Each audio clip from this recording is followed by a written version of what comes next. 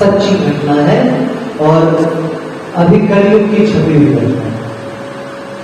दो भाई थे, उसमें से एक भाई तो परम भक्त प्रकृति का और भजनानंदी था, जो बड़ा भाई था, और छोटा भाई उसे भगवान में कहीं भी प्रीति नहीं थी।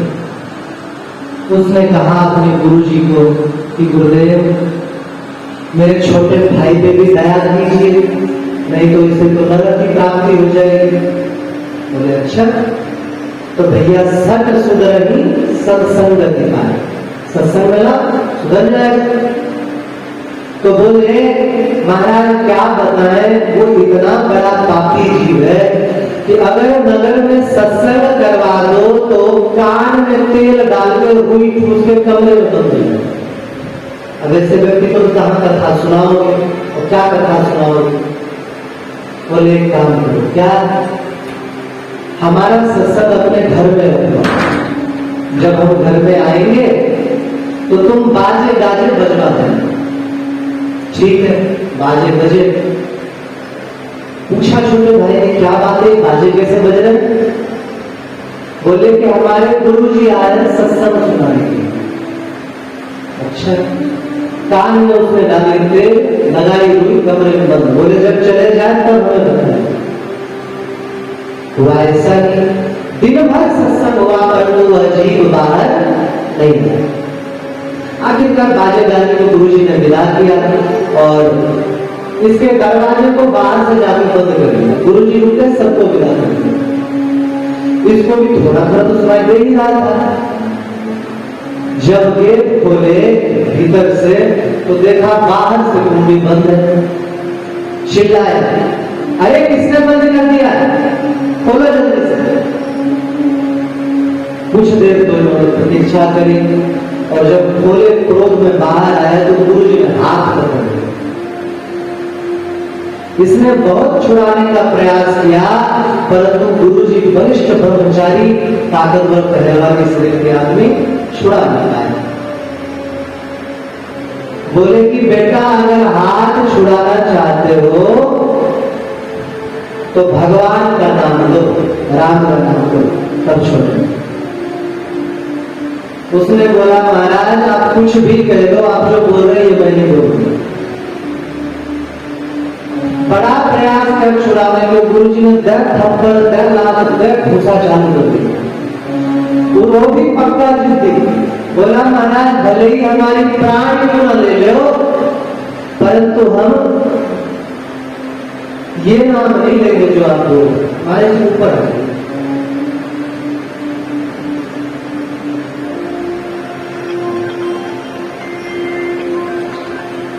बोले आप जो बोल रहे हैं ये नाम हम नहीं लेंगे, भले ही प्राण ले।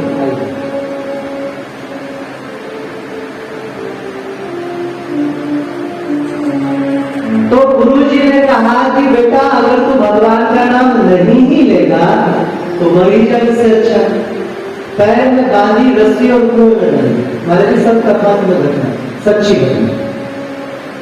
और कुएं में डाल दिया और 2-4 बार ऊपर नीचे किया। इससे लगा अरे गुरुजी को लगता है सच में ही मार देंगे।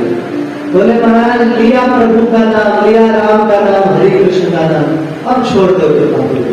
बाहर निकाले और बोले बेटा नाम तो ले लिया है, इसका बिक्री मत करना, व्यवसाय।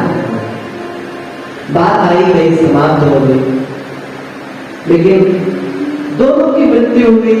एक व्यक्ति अपने भगवत धाम गया, दूसरा पापी जीव पाप के कारण मर करके चित्रगुप्त के पास गया। यमराज जी ने कहा चित्रगुप्त बताओ इसके पाप और पुण्य कर्मों के बारे में। चित्रगुप्त ने कहा महाराज इसके पाप कर्म इतने अधिक हैं कि अगर भोगना चालू हो जाए तो पता नहीं कितने कल्प बीत जाएंगे। और पुण्य, बोले पुण्य का तो नहीं पता, एक सुकृति हो गई है। क्या? बोले कि महात्मा के जबरदस्ती करने पर इसने भगवान का नाम लिया। अच्छा बताओ जी, तुम्हें भगवान के नाम का फल पहले चाहिए या पहले पापों का फल भोगना चाहते हो? बोले महाराज पाप का फल बहुत अधिक है, पता नहीं कब तक भोगना पड़ेगा। एक कार्य करें, सबसे पहले हमें पुण्य का फल दे दीजिए, भगवान नाम का फल दे दीजिए। यमराज जी ने विचार किया, क्योंकि 12 महाभागवतों में यमराज जी का भी नाम है कि भैया वो भगवान का नाम जिसके विषय में शास्त्रज्ञ महापुरुष कहते हैं सांकेत्यं पारिहास्यं वा सोभमहेलनमेव वा वैकुंठ नाम ग्रहणम् अशेषाग्रहम् विदुः। बोले भगवान का नाम सांकेत्यम संकेत से कोई ले ले, पारिहास्यम परिहास से कोई ले ले, स्तोभम घृणा पूर्वक ले ले, अवहेलन मेवा भले ही अवहेलन पूर्वक ले ले, परंतु क्या होगा? बोले वैकुंठ नाम ग्रहणम् अशेषाग्रहम्। भगवान का नाम लेते ही जो अग है अशेषाग, अशेष जो कभी खत्म न होने वाले पाप है, बोले वो भी समाप्त हो जाए। उसका कैसे कोई फल बनता है? यमराज जी ने कहा हमें तो नहीं पता है, परंतु हो सकता है कि इंद्रदेव को पता हो। चलो इंद्र जी के पास चले। उस पापी जीव ने विचार किया कि लगता है भगवान का नाम जरूर कुछ विशेष है। अभी तो यमराज जी उत्तर नहीं देता। बोले प्रभु हम ऐसे नहीं चले। बोले पालकी मंगाओ, कहार लगाओ, पालकी में 4 कहार लगते हैं और आप भी साथ में लगो, तब चलेंगे। यमराज जी ने विचार किया कोई बात नहीं, भगवान नाम तो लिया ही है, पालकी में बिठाए इंद्र के पास गए। इंद्र ने कहा कि कैसे लाए, कौन है ये, बताई सारी बात। इंद्र ने कहा हम भी नहीं बता पाएंगे, भगवान के नाम का क्या करना है। बोले क्या करें? बोले ब्रह्मा जी के पास चलो। आगे भागवत महात्म्य आएगा, ब्रह्मा जी भगवान के सर्वप्रथम पुत्र हैं और जो सप्ताह विधि का पारायण है भागवत का, सर्वप्रथम ब्रह्मा जी के यहाँ से आरंभ हुआ। इसका तो भागवत महात्म्य आगे वर्णन आएगा शुरू को। तो बोले ब्रह्मा जी के पास चलते हैं। ब्रह्मा जी के पास पहुंचे। ब्रह्मा जी ने कहा हम भी भगवान के नाम का फल नहीं बता पाएंगे, भगवान शंकर के पास चलो। ब्रह्मा जी भी कहार में लग गए, भगवान शंकर के पास है। भगवान शंकर ने कहा देव, जिन भगवान की कोई उनके विषय में कहा जाता है, भगवान के विषय में पूर्णमदः पूर्णमिदं पूर्णात् पूर्णमुदच्यते पूर्णस्य पूर्णमादाय पूर्णमेवावशिष्यते। बोले भगवान हमेशा पूर्ण है, उसमें से कितना भी पूर्ण निकाल लो वो पूर्ण ही रहेगा। ऐसे पूर्ण भगवान के नाम का कोई छोटा मोटा फल तो हो नहीं सकता है, तो क्या करें? बोले जिनका नाम है उन्हीं के पास चलो। अच्छा, तो ब्रह्मा जी, भगवान शंकर, इंद्र और यमराज, 4 बड़े बड़े महापाल, ये महालोकपाल कंधे पे उठा कर भगवान विष्णु के रूप में भगवान विष्णु से सारी बातें बताई। ठाकुर जी ने कहा आपका उत्तर आपको मिल जाएगा, इस प्यारे जीव को मेरे गोद में बिठा दो, गोद में बिठा। बोले प्रभु अब तो उत्तर दे दीजिए। बोले भैया अब उत्तर के लिए कुछ बचा है क्या? एक भगवान नाम का अगर व्यापार नहीं किया एक जीव ने जीवन में, तो ब्रह्मा शंकर इंद्र यमराज ये सभी बड़े बड़े दिग्गज लोकपाल अपने कंधे पर बिठा करके और ठाकुर जी के उस लोक में लेकर के गए जिनके विषय में कहा जाता है यद निवर्तन्ते तद्धाम कर्मण्यम। एक बार जो भगवान के लोग चले गए वहां से वापस नहीं आते। अब देखो भगवान नाम का ऐसा कोई महिमा बताए तो जाहिर सी बात है कि भगवान के नाम में प्रीति हो जाए। तो बिना महिमा जाने किसी विषय की प्रीति नहीं होती। तो श्रीमद् भागवत महापुराण के महात्म्य श्री व्यास जी ने कहा है, नैमिषे सूत मासी, नैमिषारण्य में सूत जी आसी। प्रायः वर्णन में लोग नहीं कर पाते हैं। श्री नैमिषारण्य क्षेत्र बड़ा दिव्य क्षेत्र।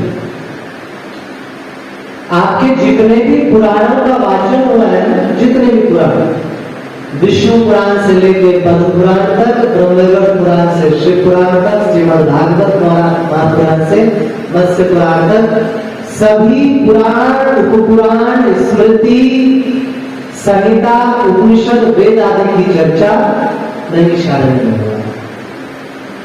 तो नैमिषारण्य जो भूमि है बड़ा दिव्य है। अलग अलग पुराणों में नैमिषारण्य की अलग अलग कथाएं वर्णित। श्री विष्णु पुराण में आता है, एक बार बहुत सारे ऋषि गए भगवान ब्रह्मा जी के पास, प्रार्थना करी, प्रभु हमें सत्संग के लिए उत्तम भूमि प्रदान करें। तो ब्रह्मा जी ने कहा कि भगवान से प्रार्थना करते हैं। ठाकुर जी से प्रार्थना किया, ठाकुर जी प्रकट हुए और अपना चक्र दे दिया। बोले जहां पर ये चक्र गिर जाएगा उस भूमि को तुम लोग अपनी भूमि बनाना। चक्र गिरा, किसी लोग वहां पर गए तो उसमें से इतना भयंकर जल निकला कि उसमें सभी ऋषि डूबने लगे। आज भी वहां चक्र तीर्थ है, आप गए होंगे, चक्र तीर्थ है आज भी, वहां का पानी अभी भी घूमता ही रहता है चक्र तीर्थ। तो ललिता देवी ने, ललिता माता ने आकर ऋषियों को बचाया। तब से मुनि लोग वहां निवास करने लग गए। और एक और बड़ी प्यारी कथा आती है 12 पुराण में नैमिषारण्य की। बोले नैमिषारण्य कैसे बसे? नैमिषारण्य में इतनी सुंदर चर्चा आई है।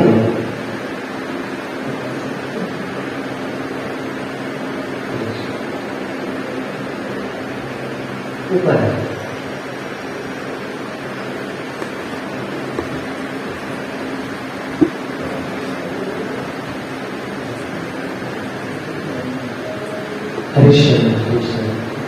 तो नैमिषारण्य का बता रहे थे कि नैमिषारण्य नाम कैसे पड़ा।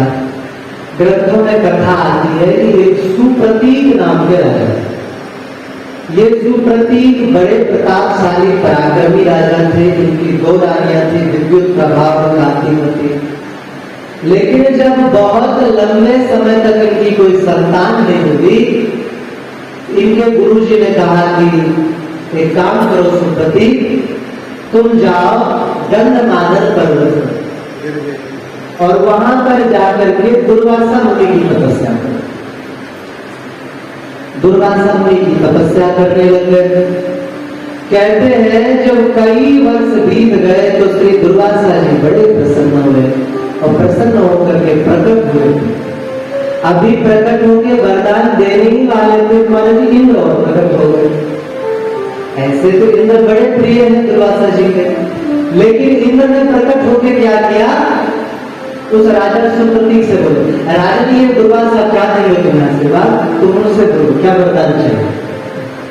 अब दुर्वासा जी तो पहले अति क्रोधी, ऊपर से क्रोध में घी और डाल, बड़े क्रोधित हो और क्रोधित होकर के इंद्र को बोले तुम्हारा राज्य छूट जाएगा। और राजा सुप्रतीक से बोले मेरा आशीर्वाद है, तुम्हें ऐसा बेटा पैदा होगा जो इंद्र को भी मार मार करके उसका राज्य छीन लेगा। बेचारे इंद्र तो डर के मारे वहां से चले गए। बाद में रानी जी गर्भिणी हो गई और उनके यहाँ पर एक बड़ा सुंदर पुत्र ने जन्म लिया। उसका नाम इन्होंने दुर्जय, दुर्जय मतलब जिनको जीतना बहुत कठिन है। दुर्वासा मुनि ने आकर के इनको बहुत विधि विधान से शस्त्र शादी और दिव्य मंत्रों से शक्तिशाली बना दिया। एक समय सीमा के पश्चात राजकुमार दुर्जय दिग्विजय के लिए चले। दिग्विजय करते समय उन्होंने बड़े से बड़े राजा महाराजा वीर उद्भटों को अपनी शक्ति से हरा दिया, किसी को नहीं छोड़ा। यहां तक कि इंद्र के राजधानी अमरावती पहुंचे, वहां भी भयंकर युद्ध करके सबको पराजित कर दिया। और पराजित करने के बाद सुमेरु पर्वत पर आया। वहां पर उन्होंने क्या देखा कि दो तपस्वी आए। दोनों तपस्वी ने कहा, महाराज दुर्जय, पूरे संसार के देवताओं को आपने हरा तो दिया, ठीक किया, परंतु सूर्य देव अगर वहां निवास ना करें, चंद्रदेव आप आकाश में निवास ना करें, तो जीवों का जीना बहुत कठिन हो जाएगा। तो आप कृपा करके उन लोगों को लौटा दीजिए। ऐसा ही किया गया। फिर ये वहां से आगे बढ़े, मंदराचल पे गए तो वहां राजा दुर्जय ने क्या देखा, तो बड़ी सुंदर लड़की, नैमिषारण्य का नाम कैसे, बड़ी सुंदर कन्याएं वहां पर नृत्य कर रही थी। उसको देख करके ये सोचने विचारने लगे मोहित होकर के कि ये कौन है।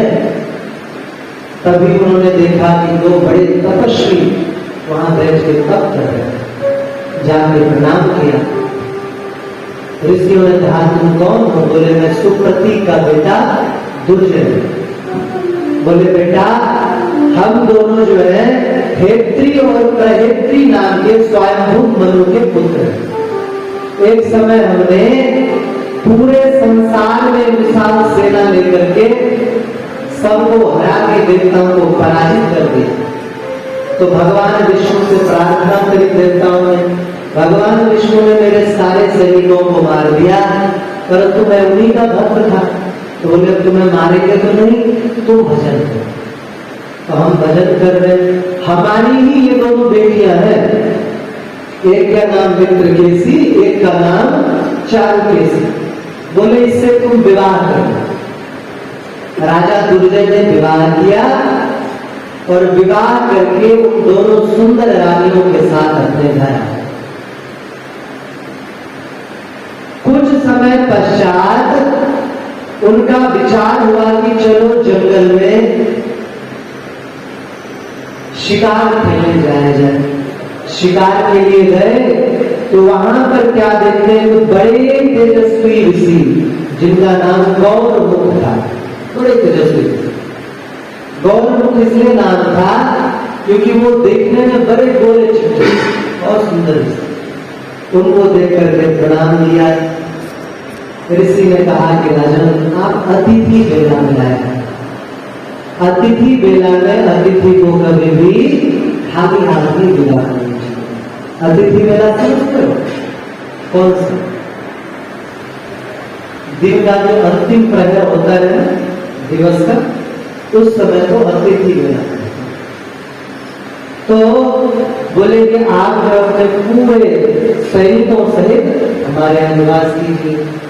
अब इन्होंने स्वीकार तो कर लिया, तो सोचे ऋषि कैसे व्यवस्था करेंगे। तब तक गौरमुख ऋषि ने भगवान श्री कृष्ण का ध्यान किया। ठाकुर जी प्रकट हुए, बोले, क्या चाहिए?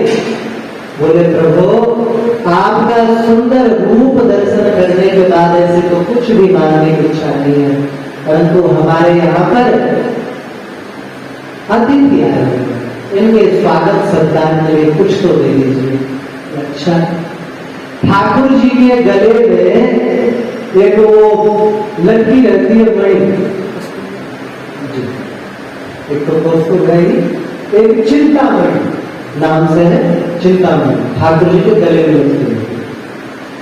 ठाकुर जी ने वो दे दिया।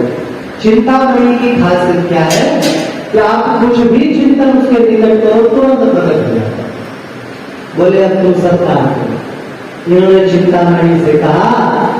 तुरंत ही चिंतामणि ने दिव्य महल प्रकट कर दिए, स्वर्ण आभूषणों के पात्र प्रकट कर दिए, हाथी घोड़े प्रकट कर दिए, रहने के लिए सुंदर सज्जा आदि प्रकट कर दिए।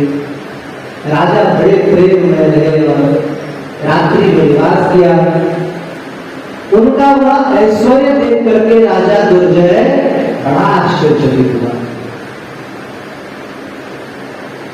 उसने विचार किया, अरे ये एकांत में भजन करने वाले, यमुवती में रहने वाले महात्मा के पास इतना धन कहां से आ गया? सैनिकों से कहा पता। सैनिकों ने पता करके बताया, महाराज एक कोई मणि रखते हैं, उससे जो बोलते हैं वही प्रकट हो जाते हैं। तीनों ने कहा ठीक है। प्रातः काल हुआ तो जैसे सब कुछ प्रकट हुआ था वैसे अदृश्य हो गायब हो गया। राजा जब चलने लग गए तो राजा ने ये भी प्रयास नहीं किया कि जाके महात्मा का महात्मा दे। राजा ने सैनिकों को कहा, जाके महात्मा से बोलो मणि मुझे दे दे, नहीं तो उसकी खैर नहीं। अब महात्मा से कुछ मांग लो तो महात्मा तुम्हारा अपनी हड्डी कल दे देते हैं। मुझे गतिजी मुनि हड्डी मांग ली। आप किसी मनुष्य से कहो कि अपने हड्डी दे दो, कोई देगा? तो महात्मा वो भी दे देते थे। हरि कृष्णदास जी महाराज भजन कर रहे थे, तब तक शाम को सिंह आ गया और सिंह आया कि बोले, अरे देखो अतिथि आ गए हैं, अब क्या करें? तो अपने जान का मांस काट काट करके दे दे। संतोपति नहीं रहता है, कुछ भी अधेरे थोड़ी है, सब कुछ दे देते हैं, परंतु विनय पूर्वक मांगो तो सही।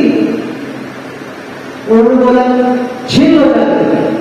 वो आए और आकर के बोले, महाराज वो जो मणि है वो दे दो, मांग रहे राजा।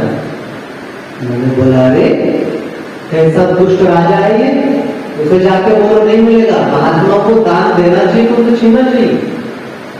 राजा तो राजा क्रोधित हो गया, बोले अच्छा ऐसी बात है। सभी सैनिकों ने जबरदस्ती छीन लिया। चले तो इनके मन में बड़ा गलत हो रहा है। संकल्प किया, संकल्प से ही चिंतामणि से बड़े उद्भट वीर उत्पन्न हो गए और जितने भी राजा के सैनिक थे सबको समाप्त कर दिया। थोड़े बहुत बचे थे।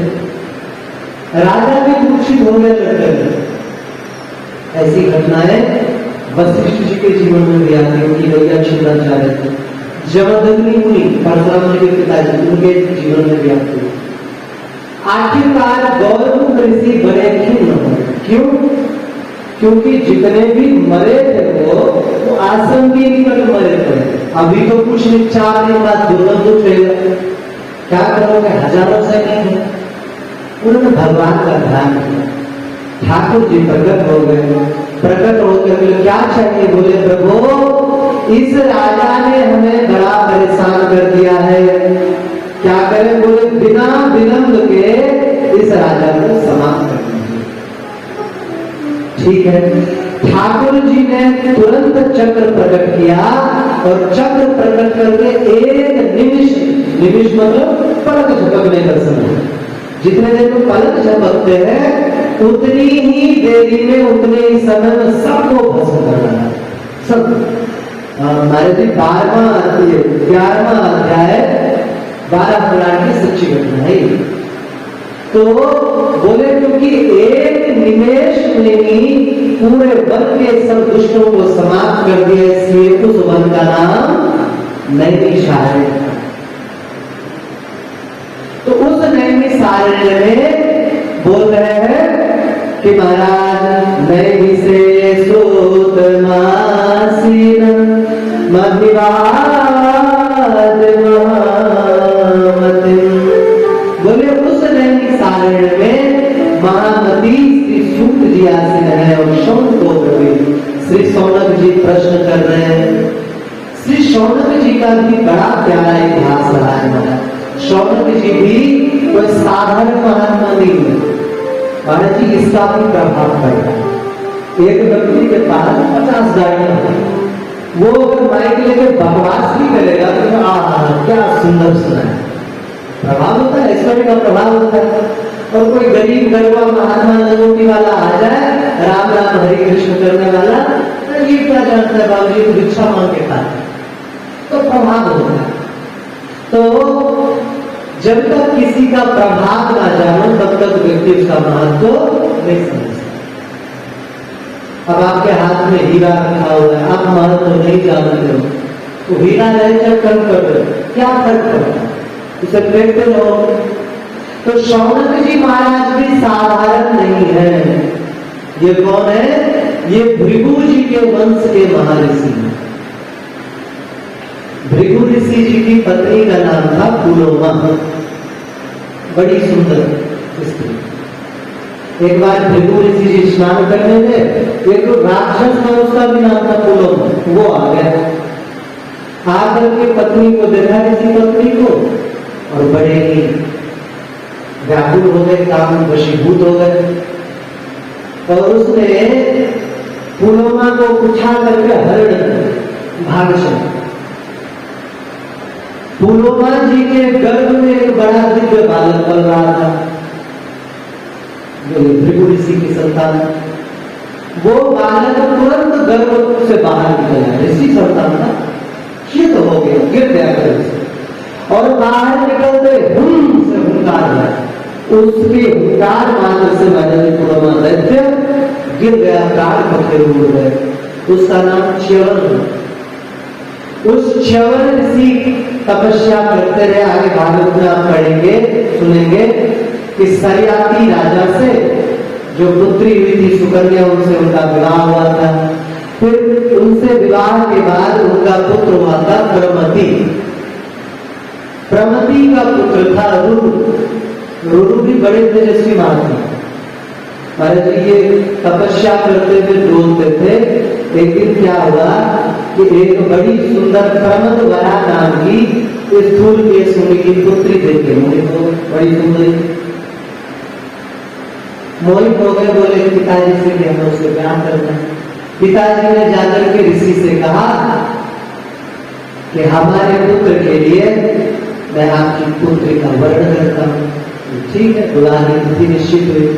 महाराज जी जिस दिन विवाह था उसी दिन उस कन्या को किसी सर्प ने डस लिया, और डसने पर उसका शरीर काला पड़ गया।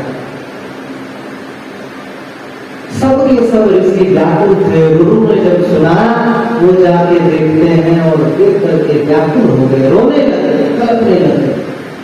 जंगल में जाकर के जब गला फाड़ के रोने लगे, तब एक देवदूत प्रकट हुआ और बोले देखो, जातक से ही ध्रुवो मृत्यु ध्रुवम जन्म मृतस्य, जिसका जन्म हुआ है उसकी मृत्यु अवश्य होगी। तो रोते क्यों? मत रो।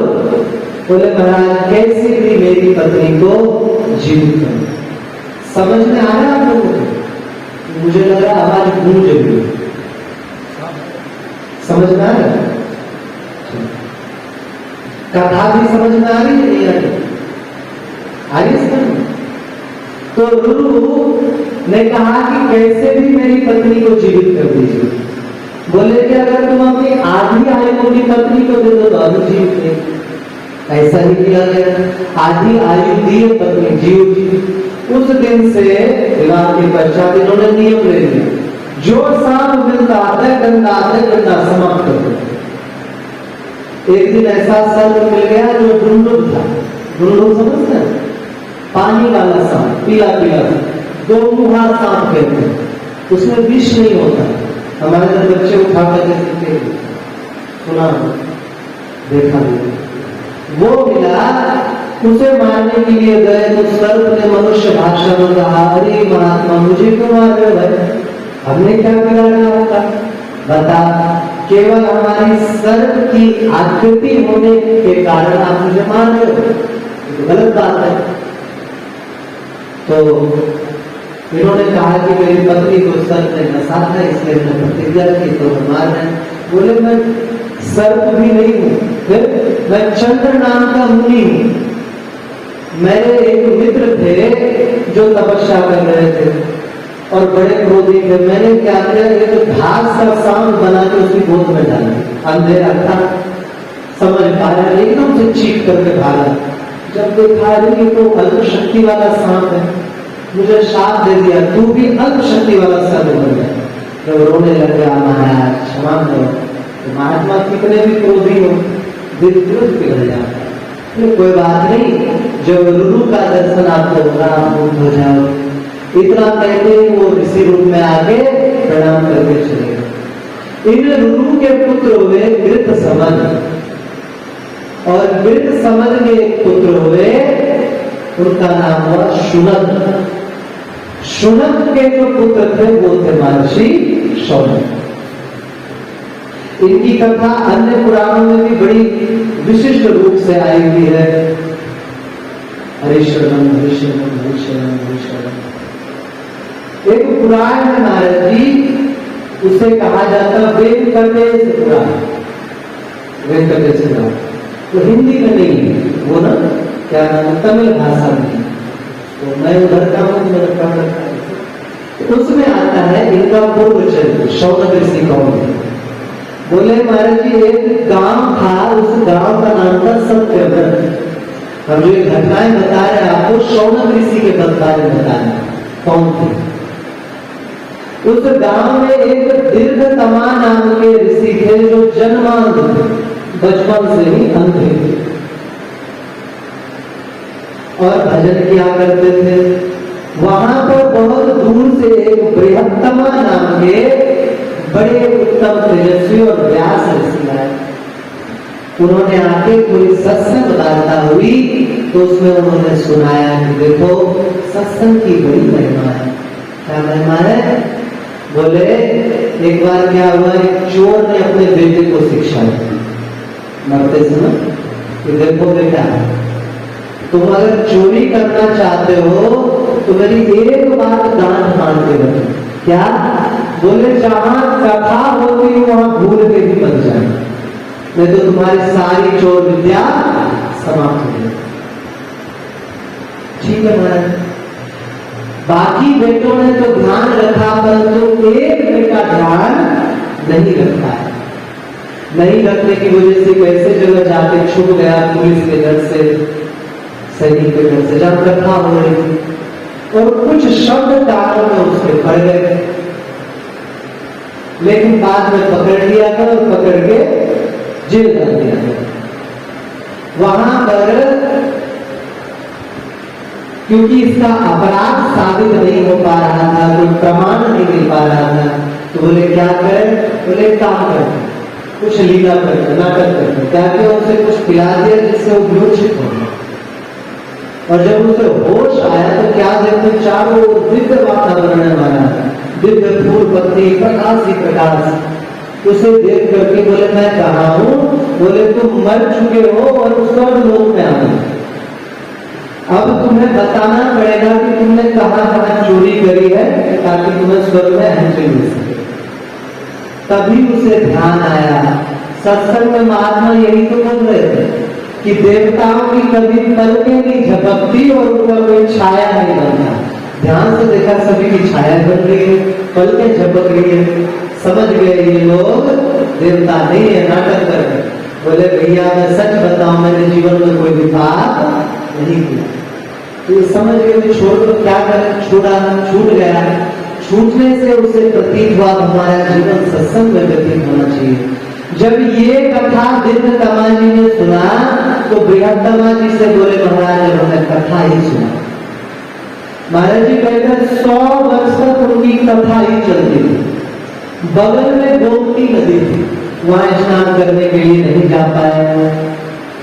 वहां पर क्या हुआ, अभी सत्संग का फल में भगवान नाम महिमा का फल बताया था कि ब्रह्मा विष्णु ये ब्रह्मा जी इंद्र वगैरह लेकर के गए, ऐसी महिमा सुन करके। तो वहां पर क्या हुआ कि 2 महात्मा आए, एक ज्ञान सिंधु, दूसरा धृतव्रत। उसने इन दोनों से पूछा कि भैया गोमती गंगा कहां पर है? उन्होंने कहा भाई पता नहीं, मैंने सुना है कि 2 कोस दूर गोमती गंगा। बोले अरे आप इतने निकट रहकर भी कभी गोमती स्नान के लिए नहीं गए? बोले महाराज हम तो ठाकुर जी की कथा में इतने लीन रहे, कभी होश ही नहीं आया वहां जा सकते, कभी नहीं। तो बोले अरे तुम तो बड़े पापी हो, जितना खटका सकते थे खटका दो। और वहां से जब गोमती स्नान करने के लिए गए तो गोमती जी से रेत उड़ने लग गया। गोमती गंगा पूरी तरह से सूख गई, पूरी तरह से सूख गई। बड़ा आश्चर्य हुआ। वहां के जनता से पूछा करे कि गोमती गंगा कैसे सूख गई? बोले अभी तक तो ठीक ही थी, तुम ही दोनों आए तभी सूखी है। समझ नहीं आया। वो गोमती मैया से प्रार्थना करने लगे। गोमती मैया ने कहा देखो ज्ञान सिंधु और धृतव्रत, तुमने दीर्घतमा और बृहत्तमा ऋषि का अपमान किया, इसलिए जब तुम उनको कंधे पे बिठा करके स्नान कराने नहीं आओगे तब तक तुम्हारे पाप नष्ट नहीं होंगे। बेचारे रोते हुए आए चरणों।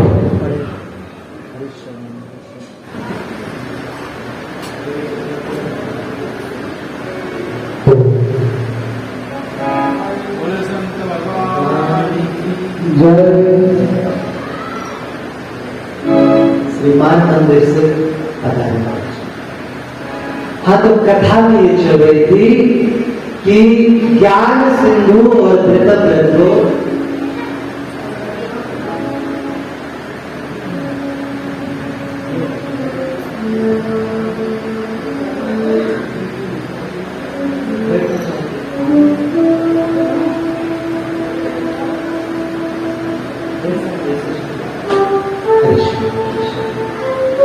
तो ज्ञान सिंधु और धृतव्रत को गोमती मैया ने आकाशवाणी में कहा कि तुमने बृहत्तमा और दीर्घतमा ऋषि का अपमान किया, इसलिए जब तक तुम इनको लाके स्नान नहीं कराओगे तब तक तुम्हें हमारा दर्शन नहीं होगा। तो महाराज जी गए, कंधे पर उठाकर लाया, स्नान किया। तो वहां पर श्री गोमती बिहारी ठाकुर जी प्रकट हुए और प्रकट होकर के बोले दीर्घतमा और बृहत्तमा, तुम दोनों ने पूरे 100 वर्ष तक 100 वर्ष तक हमारा सत्संग किया, क्योंकि बृहत्तमा जो है वो सुनाने वाले थे। तो बोले तुम अगले जन्म में तुम्हें और सत्संग करने का मौका मिलेगा और तुम सूत जी रूप में प्रकट हो। और दीर्घतमा तुमने इतने लंबे समय तक कथा श्रवण की है, इसलिए तुम शौनक के रूप में प्रसिद्ध हो। तो अलग अलग पुराणों में अलग अलग इनकी कथाओं का वर्णन किया गया। नैमिषारण्य को इसलिए भी नैमिषारण्य कहते हैं क्योंकि नैमिष मतलब कंद होता है, वहां पर नैमिष कंद अधिक मात्रा में हुआ करते थे। तो श्री शौनक जी महाराज जब सुनक जी के पास अध्ययन करके 12 वर्ष के अवस्था के हुए तो राम जी अपनी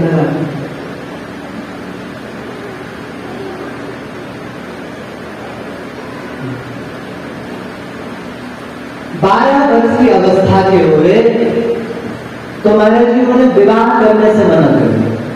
बोले कि हम विवाह नहीं करें। क्या करोगे?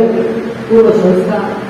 बोले हम भगवान के कृष्ण के कथा में ही पूरा जीवन यापन कर देना चाहते हैं। तो प्राचीन समय के जो संत ऋषि महर्षि गण थे वो कभी इन बातों का विचार नहीं करते कि हमारा वंश आगे चलेगा कि नहीं चलेगा, क्या होगा। बोले ठीक है बेटा तुम भजन करो जा। उस समय 150 राजकुमार ये ऋषि कुमारों ने सुना, छोटे छोटे बच्चों जब ये बात सुना तो उन्होंने शौनक जी से कहा, शौनक जी कृपा करके हमें भी चलिए। उनके साथ वो भी बोले। बोले कहां जाके भजन करें? तीर्थों का राजा उन्हीं दिनों प्रयागराज जी को बनाया गया था। बोले प्रयागराज चलते हैं, प्रयागराज में रह करके भजन करें। प्रयागराज पहुंचे, वहां बड़े तपस्वी महात्मा श्री भारद्वाज मुनि जी का आश्रम, वहां पहुंच करके प्रणाम किया और ऋषि ने पूछा बच्चों कैसे आए हो? बोले महाराज हम पूरा जीवन भगवान श्री कृष्ण के कथा आदि में ही यापन करना चाहते हैं। बोले बड़ा उत्तम विचार है, यही रहते भजन करो। कुछ मास तक तो उन्होंने भजन किया, परंतु थोड़े समय बाद ही माघ मेला आ गया। हर वर्ष आता है 12 वर्ष माघ मेला आया। अभी भी माघ मेला में वहां पर करोड़ों लोगों की भीड़ हो जाती है। कई कई कोस तक ट्रैफिक चलते रहते, कई कई कोस। तो स्थिति ये हुई कि चारों भीड़ देख करके सौनक आदि ऋषि व्याकुल हो गए। जो भजनानंदी होता है ना वो एकांत होता है। एकांत कहते भोजन भजन एकांत। वो आए और आकर के भरद्वाज ऋषि के चरणों में बैठ करके प्रणाम किया और बोले कि गुरु जी हमें इतने भीड़ भड़ाके में भजन का अभ्यास है। कीर्तन सत्संग में बहुत एकांत चाहिए, शांत वातावरण चाहिए। तो क्या चाहते हो? बोले आप हमें कोई ऐसा स्थल बताइए जो पवित्र तो बहुत हो, अति पवित्र हो, परंतु इतना अधिक प्रसिद्ध ना हो। बोले अच्छा तुम एक काम करो, प्रयागराज के तीर पे भगवान माधव जी 12 रूप में निवास करते, 12 रूप में निवास करते हैं। तुम आराधना करो, ठाकुर जी ही तुम्हें बताएंगे।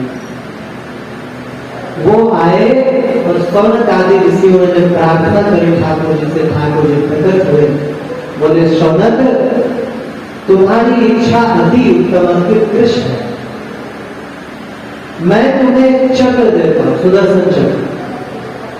तुम इसके पीछे पीछे चलो, जहां इस चक्र की नेमी धूरी गिर जाएगी वहीं पर तुम लोग अपनी कुटिया बना लेना और भजन करना।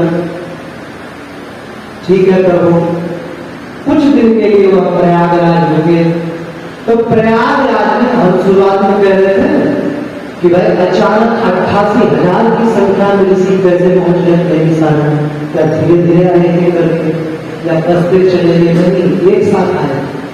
उस समय बड़े बड़े ऋषियों को पता चला कि सौनक जी एक दिव्य स्थान पर जा रहे हैं, जिस स्थान पर निरंतर सत्संग कथा वार्ता चलेगा। तो जो कथा प्रेमी होते हैं महाराज, कहना तो नहीं चाहिए कि वचन है, अगर नरक में भी अच्छा कथा हो महाराज तो सब लोग वहां भी पहुंचे। इतनी कथा प्रेमी होते हैं, नहीं भी पहुंचते। तो एक एक करके ऋषि बढ़ते चले गए और बोले शौनक जी हमें भी साथ में रख लीजिए।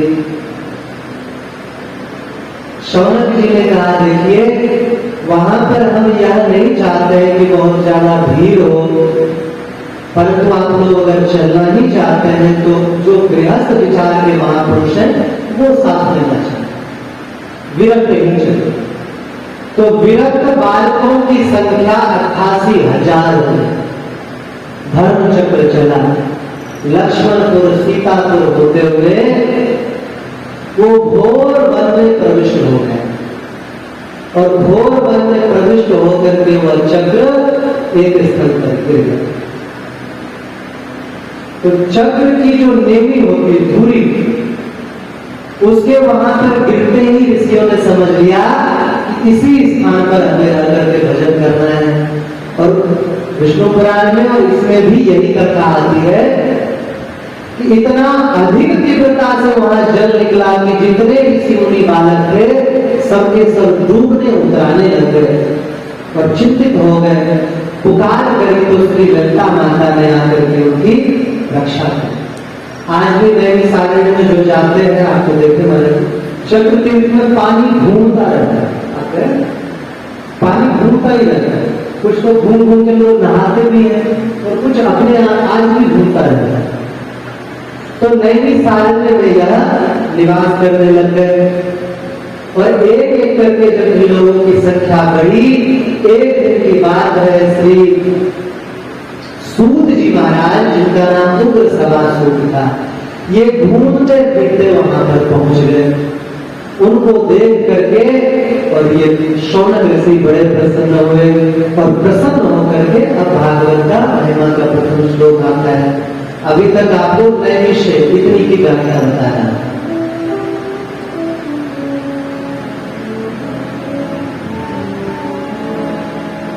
नैमिषे सुतमासेन मभिवादमामति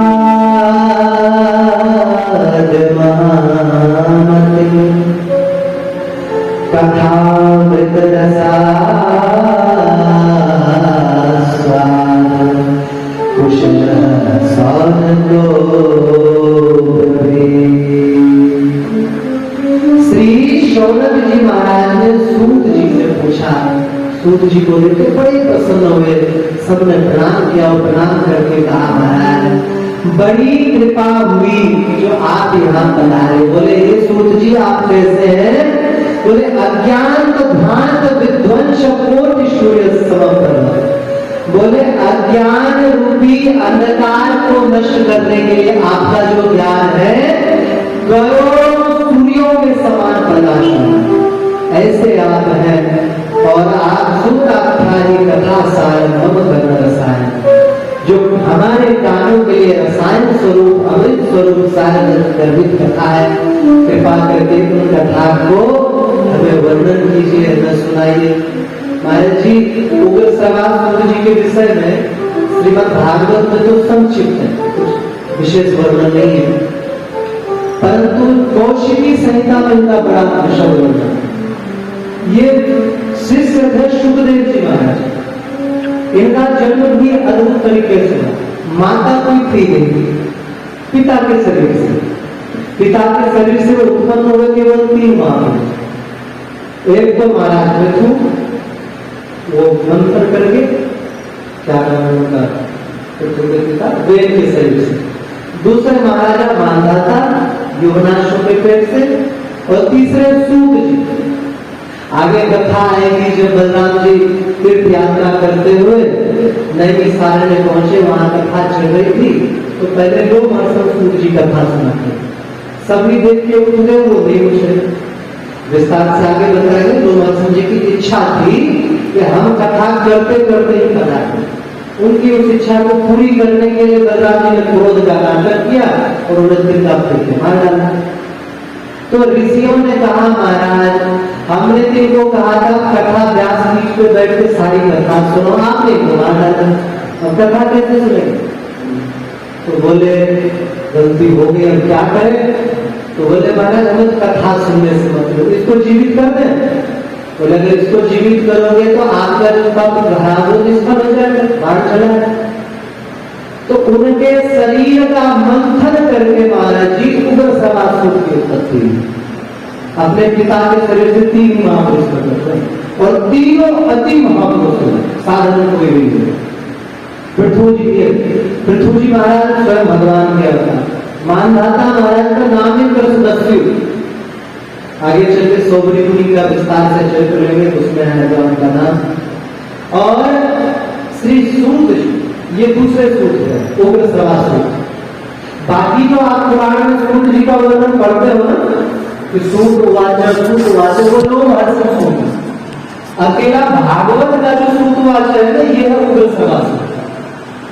इनका जब जन्म हुआ तो जन्म लेते ही कुछ दिन कथा करके चले गए और इन्होंने विचार किया, क्योंकि बलराम जी ने आशीर्वाद दिया था कि इनके पिता को जितना ज्ञान है वो सारा ज्ञान सूत में है, लेकिन इनको गुरु परंपरा नहीं मिलेगी।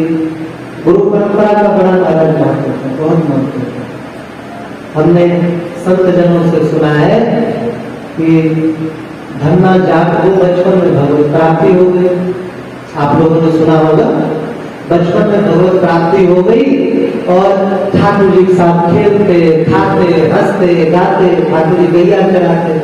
लेकिन जब भी वो ठाकुर जी को गले लगाना चाहते ठाकुर जी दूर भाग गए। कई बार प्रयास किया, आखिरकार कहते जय जय आप और तो बड़ा प्रेम प्रकट करते हैं हम पर, परंतु जब भी हम आपके हृदय से लगना चाहते हैं तभी आप भाग जाते हैं। ऐसा क्यों?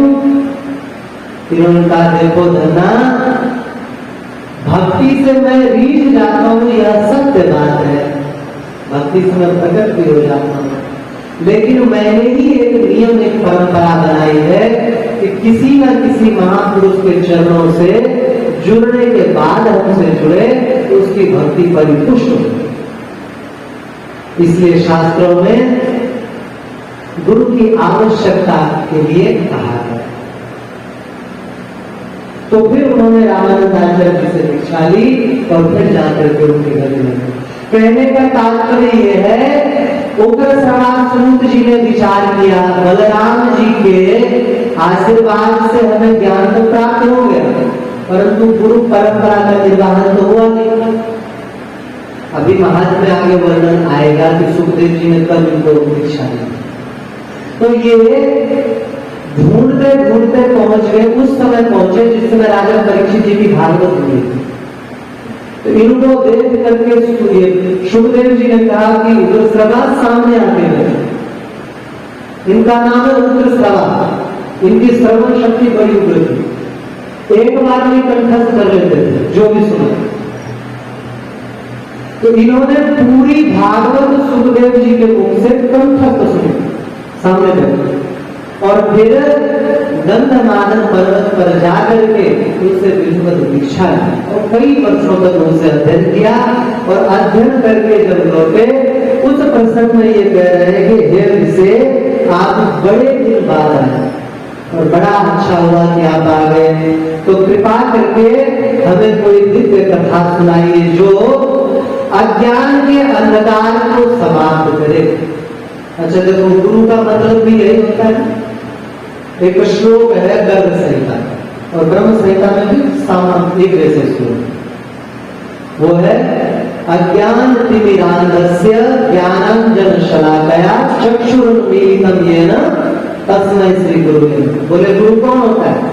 बोले अज्ञान तिमिर अंधस्य, अज्ञान रूपी तिमिर। तिमिर मतलब होता है रतौंधी की बीमारी, सुना होगा, रात को दिखता नहीं, दिन में दिखता, रात में दिखता नहीं। बोले अज्ञान रूपी तिमिर का रोग लगा हुआ था, अज्ञान तिमिरांधस्य, अंधे थे।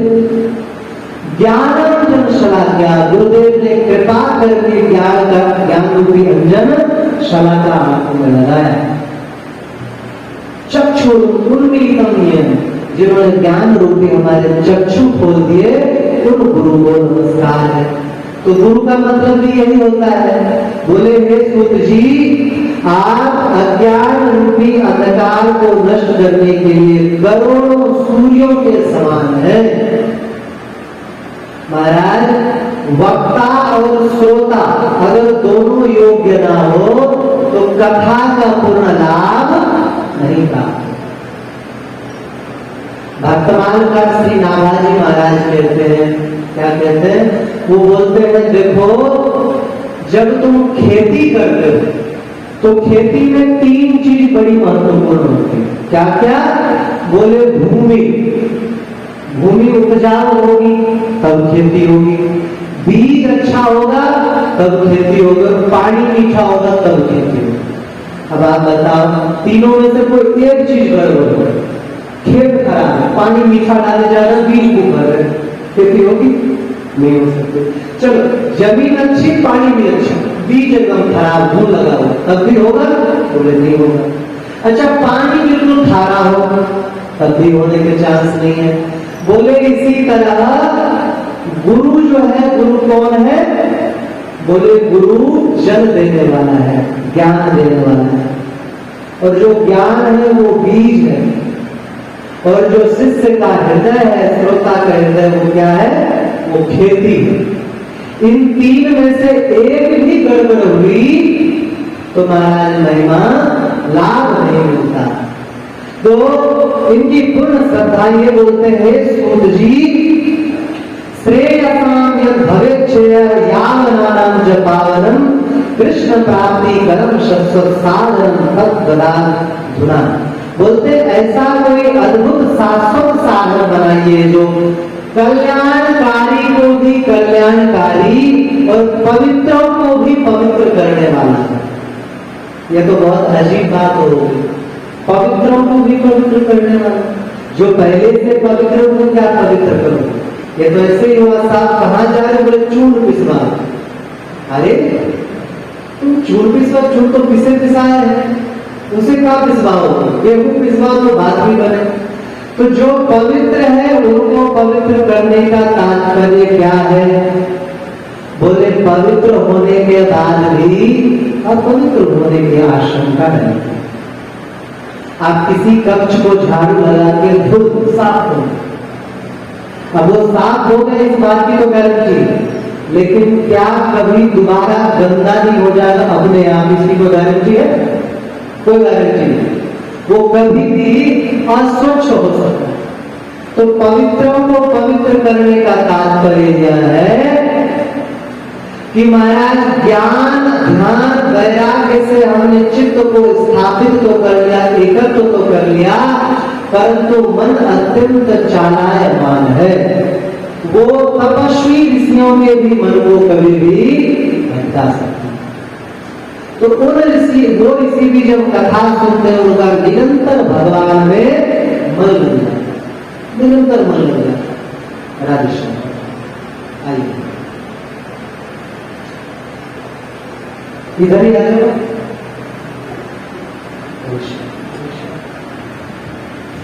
पानी हो गया।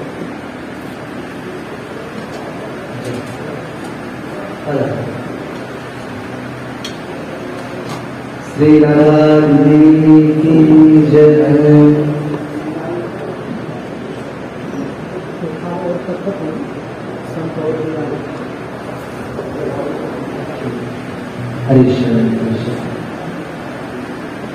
तो पवित्रों को भी पवित्र करने का यही तात्पर्य है, मतलब दोबारा से चित्त कहीं भी भटके नहीं, यह तात्पर्य। महाराज जी और बिल्लो मंगल जी महाराज चिंतामणि जी के प्रेम में हो गए। प्रेम के बाद चिंतामणि जी की शिक्षा से वैराग्य की एक घटना से कथा आप सभी ने सुनी रखा होगा, उनको वैराग्य हो गया। वो अपने गुरुजी कृष्णानंद जी के पास रह के भजन करने लगे। भजन करने के बाद जब वो ब्रज वृंदावन की ओर चले तो एक रूपवती नारी के प्रेम में, तो रूपवती नारी के रूप में उनका पतन हो गया। क्यों पतन हो गया? क्योंकि निरंतर अगर निरंतर अगर ये आसन अगर इधर ही लग जाए अच्छा लगा हमारे जी निकट आ जाए।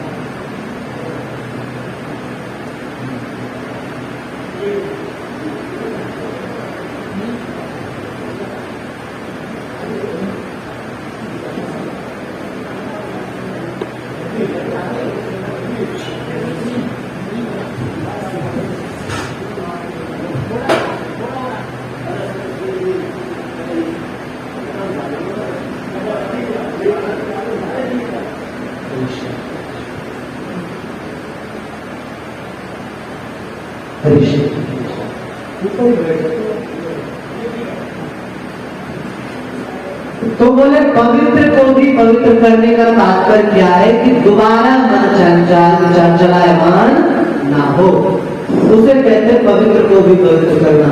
महाराज जी कथा कौन श्रवण नहीं करते, आप पुराणों में पढ़े श्री और क्या भगवान शंकर कथा सुन रहे हैं और सुना रहे हैं। आगे में महात्म चरित्र होगा, भागवत की कथा भगवान ब्रह्मा जी सुन रहे सुना रहे हैं, पार्वती मैया शंकर भगवान सुन रहे सुना रहे हैं। तो बोले कथा सुनने से महाराज हृदय परम पवित्र हो जाता है, और जब हृदय परम पवित्र हो जाता है तो वहां भगवान आकर के निवास। बाबा आप बैठे आसन लगे और जी अच्छे मिले आप बैठे।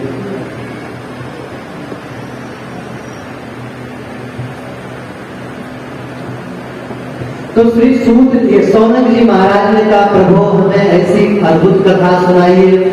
इन्होंने बड़े प्रीति पूर्वक कहा सौनक जी आपका हृदय बड़ा परम पवित्र है, मैं आपको एक अद्भुत शास्त्र का वाचन करता हूं। देखो इस बार थोड़ी अलग अलग कथा आप लोगों को सुनने को मिल रही है।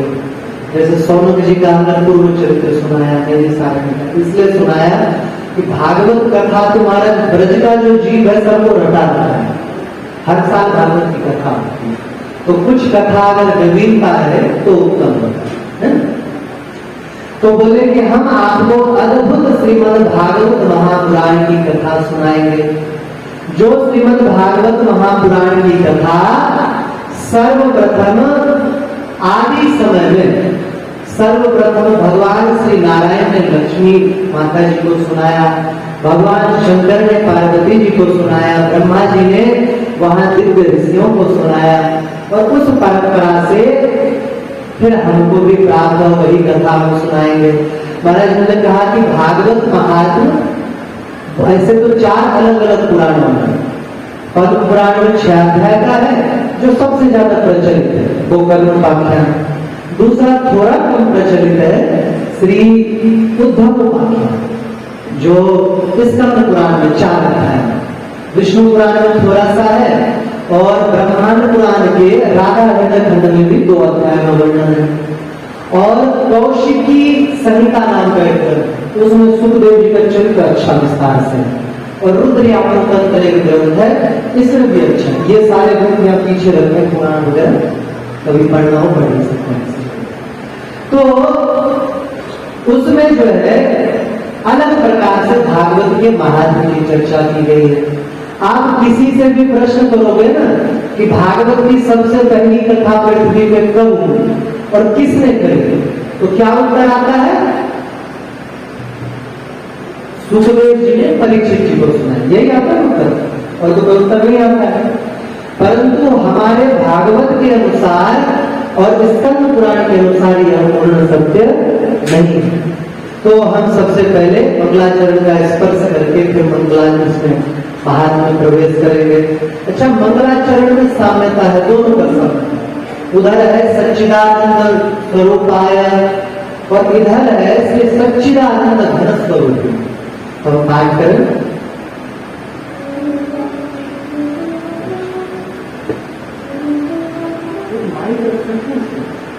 माइक हो इधर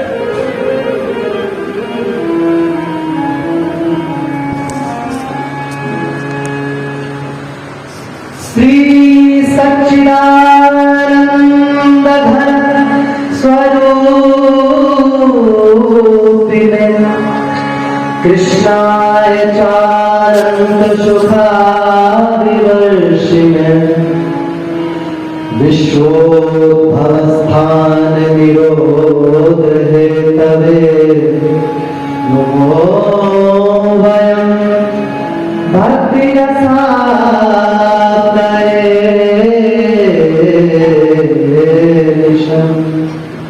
दूसरे का भी स्मरण कर चले। सच्चिदानंद रूपाय विश्वोत्पत्त्यादि हेतवे तापत्रय विनाशाय श्री कृष्णाय वयं नमः। हमें भी श्री स्कंद पुराणों के महात्म्य परम प्रिय है। कारण यह है कि श्री पद्म पुराणों के महात्म्य का जो फल है वह फल है परमात्मा प्राप्ति, ब्रह्मलीला। और इस महात्म्य का इनका जो स्कंद पुराणों का महात्म्य है, इसमें कहा गया है कि ठाकुर जी जो है वो सबसे सच्चिदानंद घन स्वरूप है। सच्चिदानंद, सच्चिदानंद किसे कहते हैं? जिसकी सत्ता अखंड हो, जिसका ज्ञान अखंड हो और जिसमें आनंद अखंड, खंडित ना होता हो। हम जीव भी जो है सदंश है। भगवान अखंड सत्ता स्वरूप है। ना सतो विद्यते भावो ना भावो विद्यते सतः। जिनकी सत्ता का कभी अभाव नहीं होता वो हुए सच्चिदानंद। हम लोगों की सत्ता का अभाव होता है कि नहीं होता है? पहले छोटे थे, फिर बड़े हो गए, फिर बूढ़े हो गए, फिर मर गए, निरंतर परिवर्तित हो गए। जो परिवर्तित ना होता हो, जिनके सत्ता का अभाव ना होता हो, वो हुआ सत्य। तो भगवान सत स्वरूप है और हम जीव भी सदंश है, हम भी उन्हीं के अंश हैं। वेद कहते हैं, वेद का महावाक्य क्या है? बोले तत्त्वमसि, तुम भी वही। और भक्त लोग क्या कहते हैं?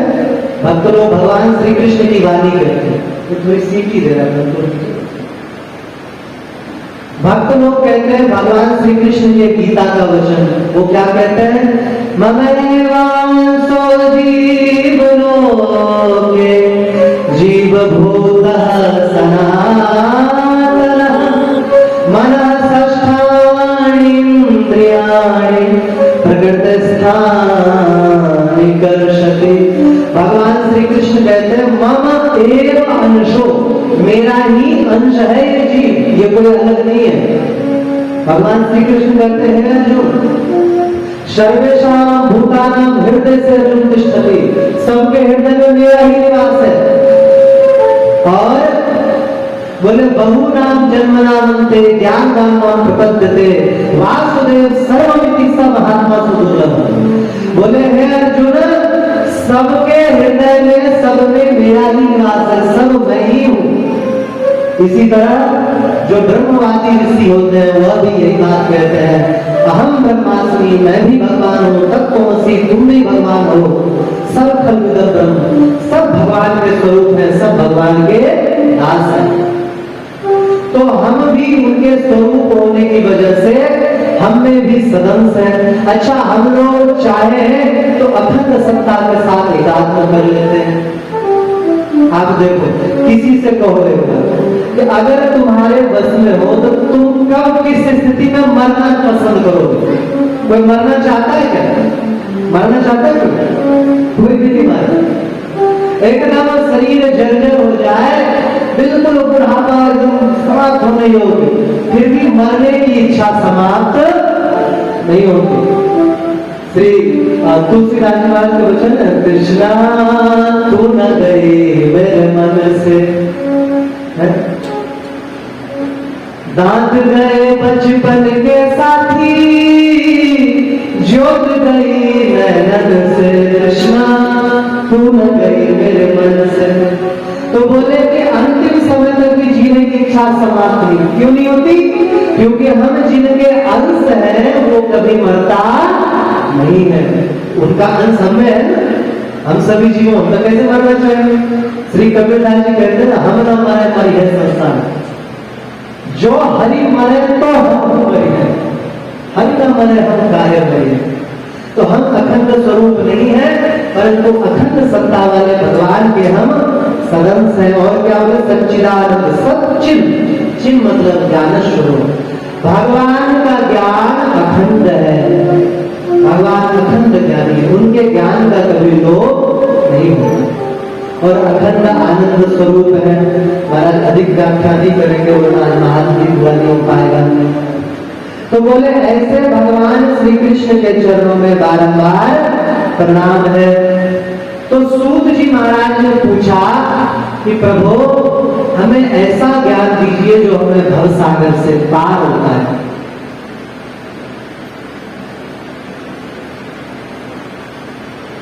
तो बोले कि सूत जी ने कहा कि भैया श्रीमद् भागवत महापुराण के विषय में ऋषियों ने कहा है कि अगर कोई इसका पाठ करे, इसका श्रवण करे, उसे स्वयं भगवान की प्राप्ति हो जाती है। ऐसा कैसे? भागवत सुना और भगवान की प्राप्ति हो गई। महाराज श्री राम सुखदास जी महाराज कहते थे, हृदय से एक बार को स्वीकार कर ले, केवल एक बार। ठाकुर जी ने कहा है, सर्वधर्मान परित्यज्य मामेकं शरणं व्रज, केवल मेरे शरण में आ जाओ, केवल मेरे शरण में आ जाओ। श्री राम सुखदास जी कहते थे एक बार कह दो हे प्रभु मैं आपका हूं और आप केवल मेरे हैं, उसी समय मुक्त हो, तत्क्षण मुक्त हो। तो बोले महाराज हम कैसे माने इस बात को, और भागवत प्रथम बार कब हुई, किसने किसको सुनाई, इसके बारे में बताइए। तब यहाँ से इतिहास प्रारंभ होता है। श्री सूत जी महाराज स्मरण करते हैं, नारायणं नमस्कृत्य नरं चैव नरोत्तमं देवीं सरस्वतीं व्यासं ततो जयमुदीरये। बोले भगवान नारायण नर नरोत्तम देवी सरस्वती और व्यास जी के चरणों में प्रणाम करके मैं इस सुंदर कथा का वर्णन कर रहा हूँ। बोले सुन, अब ध्यान पूर्वक सुनना, क्योंकि ये महात्म की चर्चा अधिक होती नहीं है पुराण बताओ। भगवान श्री कृष्ण जिस समय अपने गोलोक धाम में विराजमान होने के लिए जा रहे थे, उस समय उन्होंने दारुक से कहा, दारुक तुम चले जाओ द्वारका, वहां जाकर के वो कर्मोपाख्यान इसके बाद सुनाएगा। तो दो महात्माओं ने कहा था ना, दोनों महात्मा भागवत में वर्णन है, लेकिन एक महात्मा लोग बोलते हैं, दूसरा बोलते हैं। तो बोले कि तुम चले जाओ, अर्जुन को कहना कि आज से 7वें दिन बाद द्वारका डूब जाए, तो सबको लेकर के चले जाए। इसकी विस्तार से तो प्रथम स्कंद में चर्चा होगी, फिलहाल इतना समझो।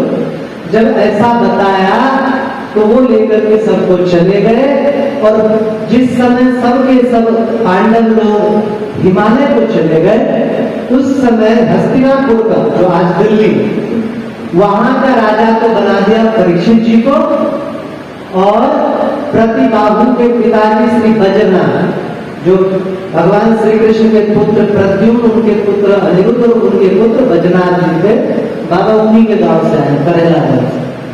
तो उनको ब्रज का राजा बना और बना करके कहा कि अब तुम यहाँ निवास करो।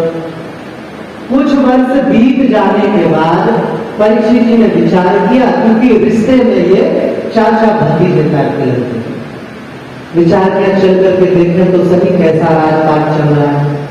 वहां पर वो पहुंचे और पहुंच करके पूछा कि बेटा बजनाथ, तुम्हारा राज्य तो उत्तम चल रहा है। प्रणाम किया चाचा जी, आइए बैठिए। बोले तुम्हारा राज्य तो उत्तम चल रहा है, तुम्हें अगर धन धान्य की आवश्यकता हो तो हमें बताना, हम तुम्हारे चाचा हैं, तुम्हारे पिता से हमने शिक्षा ग्रहण करी है, अनिरुद्ध जी के शिष्य है परीक्षित। और बोले कि अगर तुम्हें कभी कोई शत्रु परेशान करे तो हमें बताना, हम देखेंगे। बजनाथ जी ने कहा चाचा जी कोई शत्रु भी आ जाए तो हमें प्रसन्नता मिलेगी। क्यों? बोले पूरे ब्रज में एक भी जीव नहीं है, यहां तक छोड़ो, खाली घर और खंडर में कौन रहने लग जाता है? चूहा, छिपकली, चमगादड़, अजगर, सांप। बोले यहाँ वो भी नहीं है। आगे जब दसम स्कंद की कथा होगी ना, तो जब ठाकुर जी वहां द्वारका धाम से पधारे तो आदि पुराण के अनुसार सुनाएंगे कि राधा रानी सभी जीवों को ब्रज से लेके अपने धाम पर आए, तो एक चींटी चींटा भी नहीं मिला। बोले महाराज यहाँ कोई है ही नहीं, हम राज किस पे करें? और आप लोगों को ध्यान हो तो एक ऐसा भी समय था कि मथुरा पूरे विश्व की राजधानी थी। महाराज कंस ने दिग्विजय किया तो इंद्र तक को हरा दिया था, सुना तो होगा इस बात को, सबको हरा दिया था। और मथुरा राजधानी थी, तो उस मधुपुरी में आप विचार करो कि कितना बड़ा और दिव्य भवन होंगे। बोले महाराज हमारे साथ आई हुई जनता इतनी कम है कि सबको एक एक भवन, अगर घोड़ा हाथी को भी दे तो भी भवन ज्यादा रहेंगे, जनसंख्या कम होगी। महाराज बड़े कहां चलेंगे सभी जी? इन्होंने कहा कि पता करना चाहिए ब्रज में कोई बचे हैं क्या?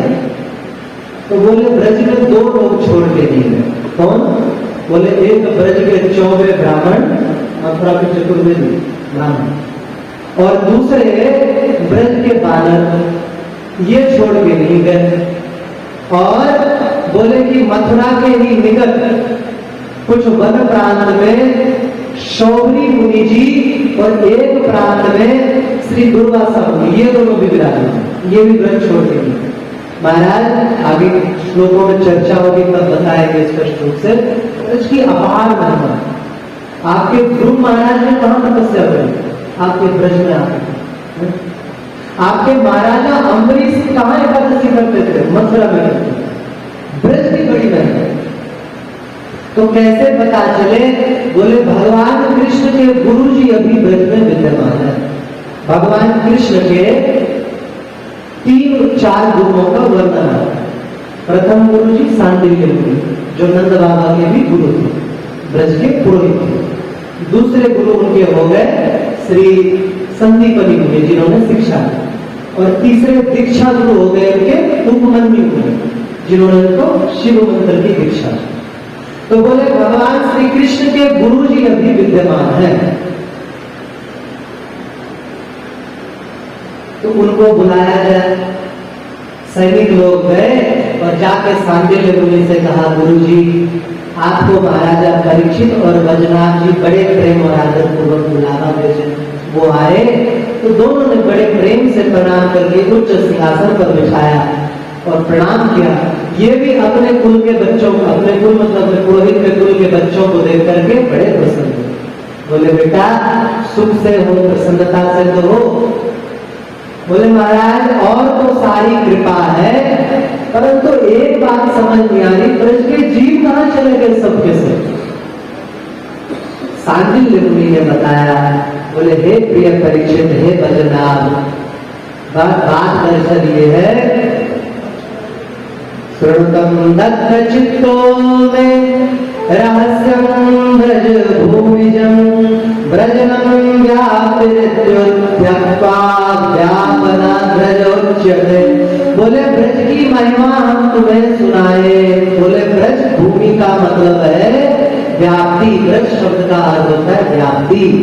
बोले जो हर जगह व्याप्त हो, ब्रह्म हो, पर ब्रह्म हो, तीनों गुणों से अतीत हो, गुणातीतम परम ब्रह्म व्यापकम ब्रज उच्यते। बोले जो तीनों गुणों से अतीत हो उसे ही ब्रज कहते हैं। महाराज जी आदि पुराण की बड़ी प्यारी कथा है ब्रज के संबंध में। आप लोग तो ब्रजवासी हो ही। तो कथा ये है कि भगवान श्री कृष्ण एक बार द्वारका नगरी से वहां गए थे हस्तिनापुर। तो यमुना नदी आपको पता है ब्रज से पहले दिल्ली में पहुंचती है। आवाज सुनाई दे रही साफ साफ, तो मुझे ही गूंजती सुनाई दे रही। अच्छा अच्छा, समझ में आ रही है सारी बात? तो भगवान श्री कृष्ण वहां पर यमुना जी को जब देखे तो रथ से उतर गए, और रथ से उतर करके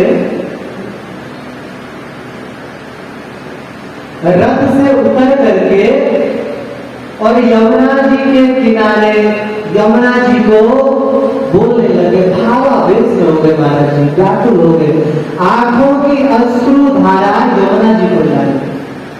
बोले हे यमुना, ब्रज में तुम जा रही हो, मेरा एक संदेश लेकर के जाओ।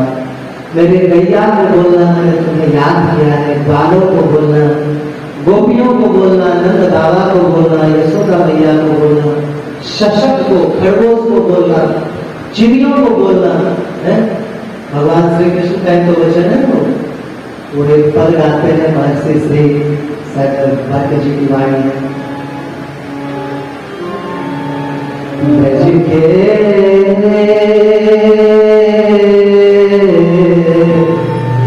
बिरही लोग बेचारे, बिनु गोपाल ठगे से खारे, अति निर्बल बल हारे।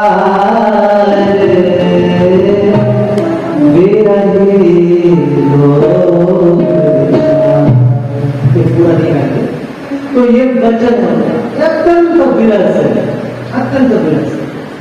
भगवान कृष्ण को इतना रोते देख करके अर्जुन को बड़ा भूख लगा। अर्जुन ने ठाकुर को एक घंटा हो गया, 2 घंटा हो गया, प्रहर बीत गया, बंदा खड़ा खड़ा रो रहा है, झकझोरा। कृष्ण यादव ऐसा ही बोलते थे ना, हे कृष्ण हे यादव हे सत्य हे सत्य, ये क्या हो गया तुम्हें? अरे ब्रज में ऐसा क्या है जिसके लिए इतना रो रहे हो? हमारे यहाँ देखो सुधर्मा सभा है, जहाँ थल है वहां जल है, वहां जल है वहां थल है, बड़ा दिव्य है, और तुम ब्रज ब्रज करके क्या क्या रखा है इस ब्रज में? भगवान कृष्ण ने कहा कि अरे तुम बड़ा अटपट बोल रहे हो, चलो तुम्हें बताएं ब्रज में क्या है। स्मरण किया भगवान श्री कृष्ण ने, गरुड़ जी पधारे, गरुड़ जी को अर्जुन को बिठाया, ले गए श्वेत द्वीप पर। महाराज पंचवैकुंठ में श्वेत द्वीप का वर्णन है। वहां पर गए और गरुड़ जी से उतरे। अर्जुन क्या देखते हैं? एक तो बड़ा विशाल पहाड़ है और एकदम चंद्रमा सी की कांति चमचमा है, और अद्भुत चमचमा है। उस पहाड़ के ऊपर को एक महात्मा हाथ ऊपर किए और गोपाल मंत्र का उच्चारण करते हुए जप कर रहे हैं। गोपाल मंत्र का उच्चारण कर रहा है। उन्होंने कहा महाराज वो कौन है? बोले उनसे पूछते हैं। खूब आवाज में, लेकिन महात्मा का ध्यान नहीं टूटा। तो भगवान कृष्ण की जो छवि उन्होंने हृदय में धारण की थी, ठाकुर जी ने उसे खींच लिया, एकदम से प्राण व्याकुल हो गए, आंख खोला, लेकिन कृष्ण नीचे है, ऊपर से दौड़ते आए, चरणों में गिर गए, प्रभु अश्रु से चरण में। अर्जुन ने कहा महात्मा को, महात्मा आप कौन हो? बोले हमारा नाम कौटिल्य मुनि है। हाँ, महाराज जी पहाड़ पर चमचमा रहा है। बोले ये पहाड़ नहीं है, फिर क्या है? बोले मेरी हड्डियां हैं, हड्डियां। मैं हर जन्म में आता हूँ, तपस्या करता हूँ, शरीर छूट जाती है, नहीं छोड़ के फिर दूसरे शरीर प्राप्त होती कहीं किसी माता पिता के गर्भ से, फिर आगे तपस्या करता। बोले वो तपस्या की वजह से ये पूरा पहाड़ जो हड्डियों पर चमचमा है। कितनी तपस्या करी आपने? बोले मेरे 60,000 करोड़ जन्म हो चुके हैं। महाराज जी वर्ष नहीं, जन्म हो चुके हैं। इतना तक चाहते क्या हो? तो ठाकुर जी से उस महात्मा ने प्रेम हृदय गर्द होकर के बोले प्रभु हमें ब्रज में वास है, हमें ब्रज भूमि में वास है। कैसे? ठाकुर जी बोले अभी तुम्हारी तपस्या थोड़ी सी है। महाराज जी गरुड़ जी ने 10,000 की तपस्या की और बोले ब्रज में हमें वास दो। ब्रज में वास नहीं मिला, बोले एक बार तो बस ऊपर से उड़ के चले जाओ, इससे ज्यादा नहीं, इतना ही है, इतनी तपस्या। तो बोले कि इतनी थोड़ी तपस्या है तो ब्रज में वास नहीं मिल सकता, तो मैं अपना गोलोक भेज देता हूं। अरे महाराज गोलोक भेजो कि यहाँ रख लो? तो नहीं। हाँ लेकिन 2-3 दिन तुम्हारा दिमाग ब्रज में रुकेगा, तुम यहाँ रहना, फिर चले जाना। वो रोता हुआ ब्रज में आया और फिर ब्रज से गया। महाराज ब्रज की महिमा नहीं समझते लोग। गांव में घर मकान द्वार छोड़ छोड़ के दिल्ली बस चले जाते। उन टोपा हरामखोरों को बोलना चाहिए कितने जन्म की तपस्या के बाद तो ब्रज में तुम्हें रहने का सौभाग्य मिला।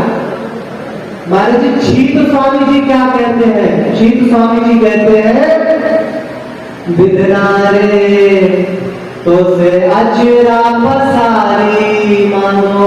क्या मांग रहे हो? विधना ब्रह्मा जी, विधना रे तो से अचरा पसारी मानो, जन्म जन्म दीजो याही ब्रज बसीबो। कौन सा ब्रज? बोले याही ब्रज। ये नहीं बोले घोड़ों पहुंचा दो, बोले मुझे इस ब्रज में भौम ब्रज में वास दो। महाराज एक बार ग्वाल वालों के मन में इच्छा हुई कि हमें ठाकुर जी का बैकुंठ ब्रज देखेंगे। वहां पहुंचे, जब देखो ठाकुर जी कहाँ है, तो लोग उससे नहीं आते बैकुंठ। निकट जाने लगे द्वारपाल रुक गए, ऐसे नहीं जाते, आवाज लगा कन्हैया चुप, ऐसे आवाज नहीं निकालते, भगवान है।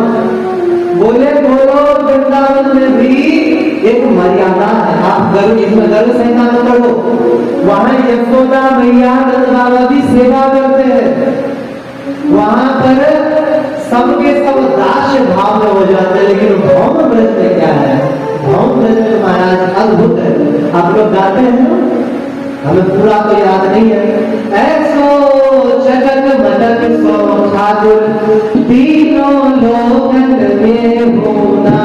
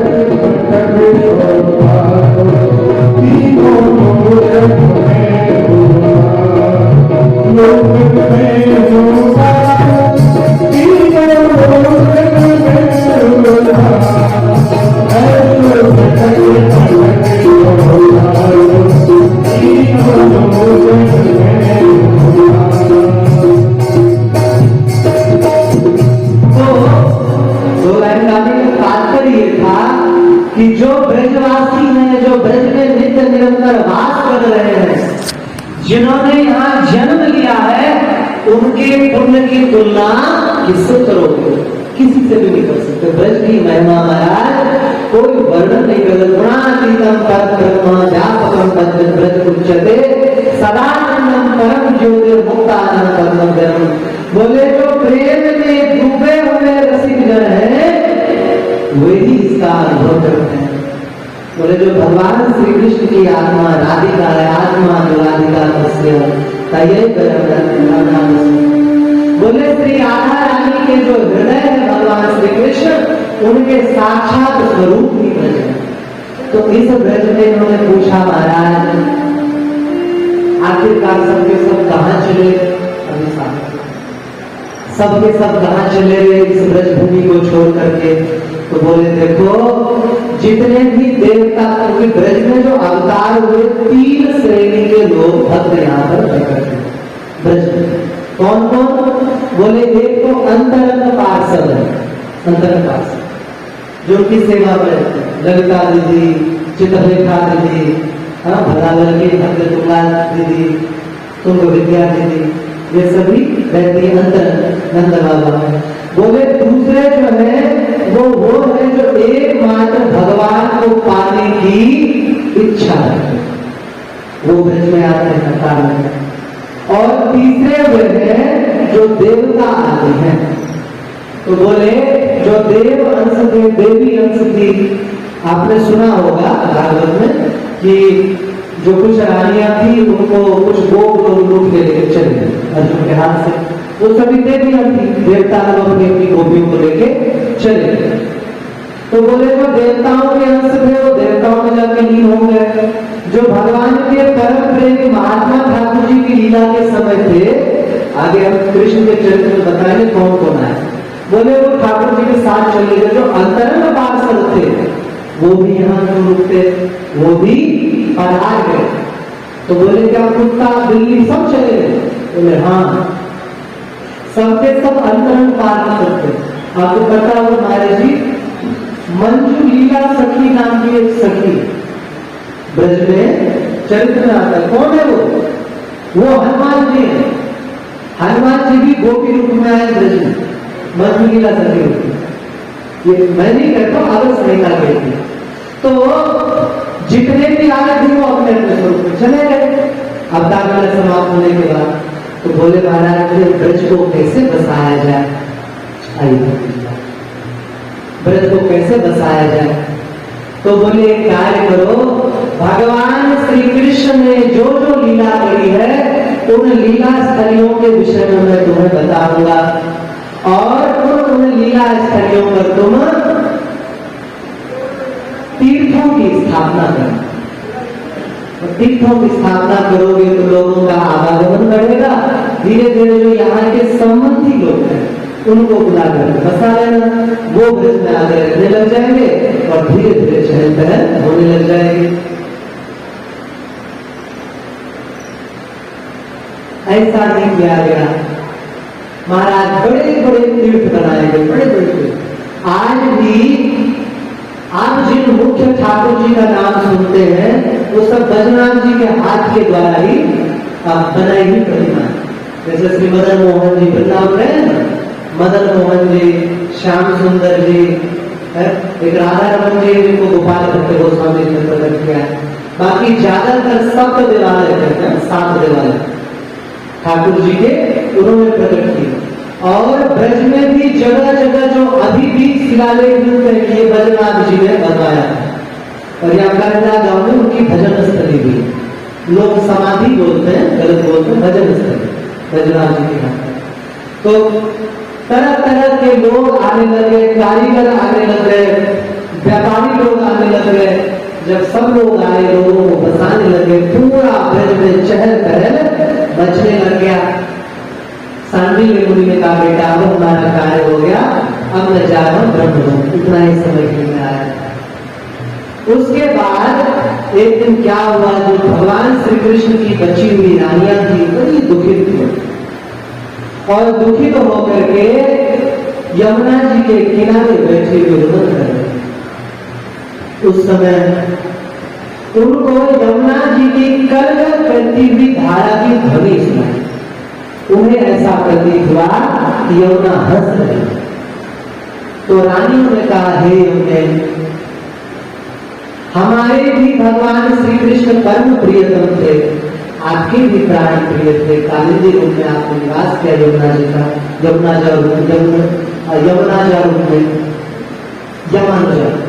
तो परंतु भगवान श्री कृष्ण के वियोग से हमें बहुत पीड़ा हो रही है, और आप में तनी भी पीड़ा हमें दिख रही है। आपको परम प्रसन्न लग रही हो, क्या कारण है?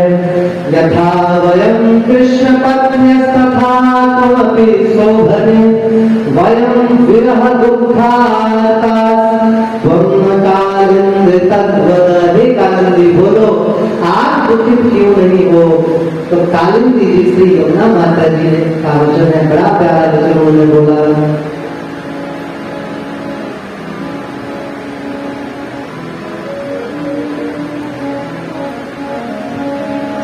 आत्मा रामस्य सदा कृष्णस्य ध्रुवमान् मास्ते राधिका, तस्यादास्य प्रभावेण विरहोस्मान् न संस्पृशे। बोले बड़े स्पष्ट शब्दों में बोले, अपनी ही आत्मा में रमण करने वाले भगवान कृष्ण की आत्मा कौन है? श्री राधा रानी। आगे श्लोक है, राधिका तु आत्मा कृष्ण। बोले श्री राधा रानी भगवान कृष्ण की आत्मा है। बोले आत्मा रामस्य कृष्णस्य, जो कृष्ण की आत्मा, राम कृष्ण की भी आत्मा, कृष्ण से आत्मा, कृष्ण की आत्मा। बोले वो कौन है? तो बोले ध्रुव मासी राधिका, श्री राधा रानी। उन श्री राधा रानी की मैं दासी की भांति सेवा करती हूँ। यमुना जी कह रहे तस्या दास्य प्रभावेण, उनकी मैं दासी की भांति सेवा करती हूँ। उनकी सेवा का ये प्रभाव है कि मुझे विरह नहीं होता।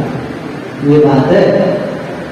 तो इन्होंने कहा कि हे देवी, हमें श्री राधा रानी के चरणों की प्राप्ति कैसे हो? तो श्री यमुना माता ने कहा कि हे देवियों, एवमेवात्र गोपीनाम अक्रूरावसरे पुरा विरहाभाषेवासे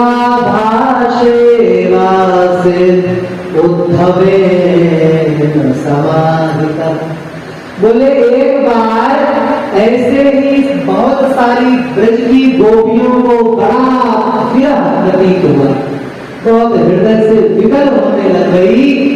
तो भगवान कृष्ण की आज्ञा से श्री उद्धव जी महाराज ने आकर के उनको श्रीमद् भागवत की कथा सुनाई।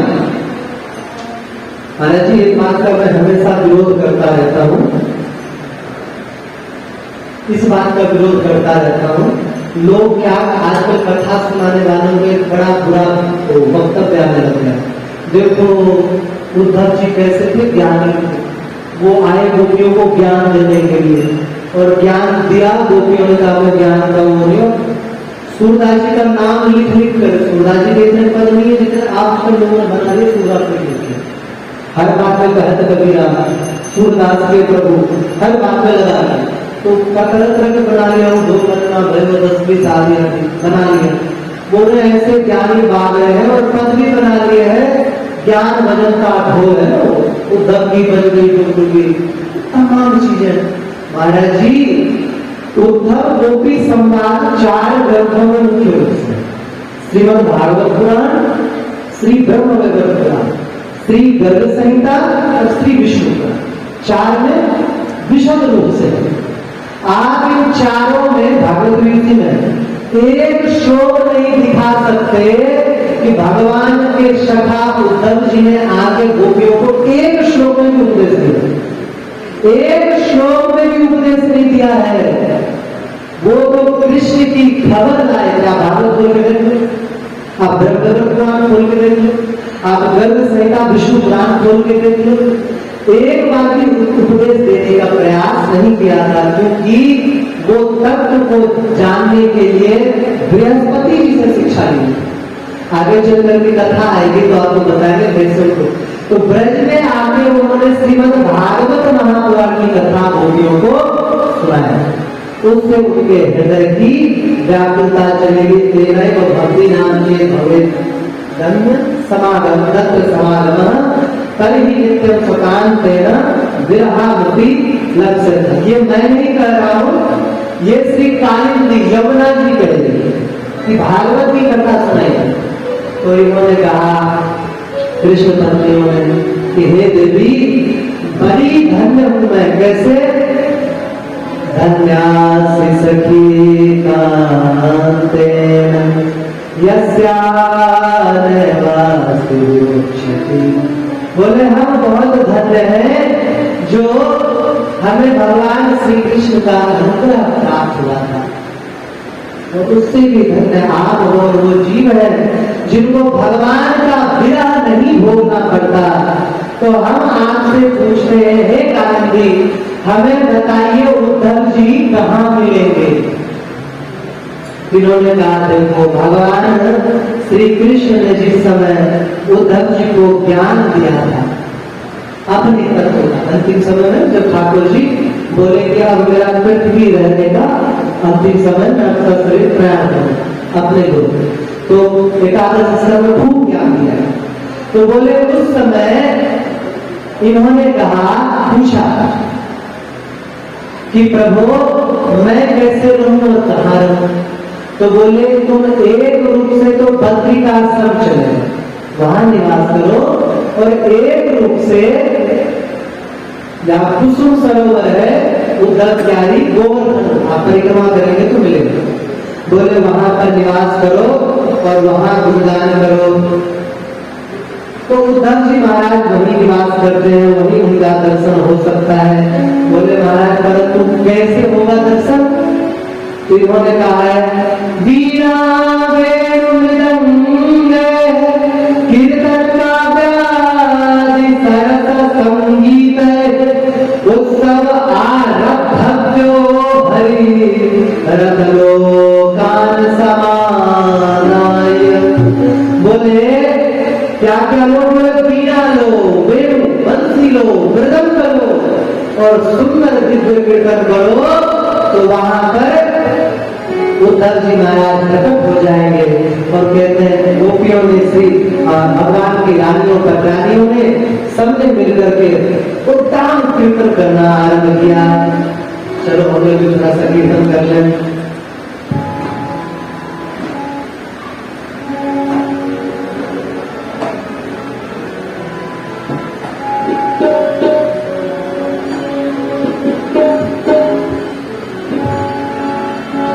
राधे राधे गोविंद गोविंद राधे राधे राधे गोविंद गोविंद राधे राधे गोविंद गोविंद राधे राधे राधे गोविंद गोविंद राधे गोविंद राधे गोपाल राधे गोविंद राधे गोपाल राधे गोविंद राधे गोपाल राधे गोविंद राधे गोपाल राधे राधे राधे गोविंद गोविंद राधे राधे राधे गोविंद गोविंद राधे राधे राधे गोविंद गोविंद राधे राधे राधे गोविंद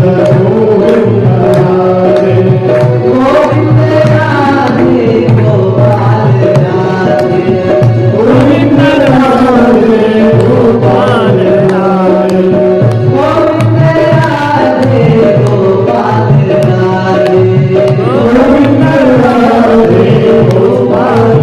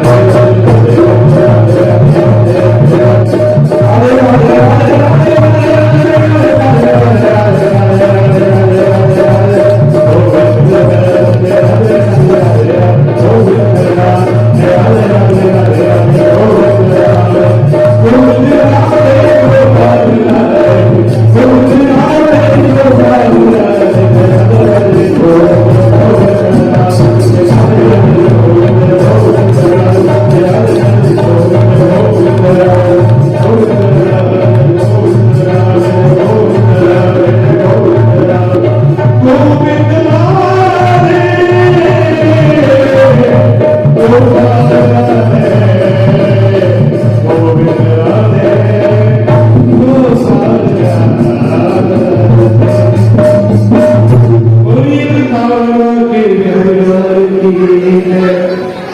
तो जब उन रानियों ने अखंड उद्दाम कीर्तन किया, श्री बजरंग जी ने, श्री परीक्षित जी ने, उस कीर्तन के बीच में ही महाराज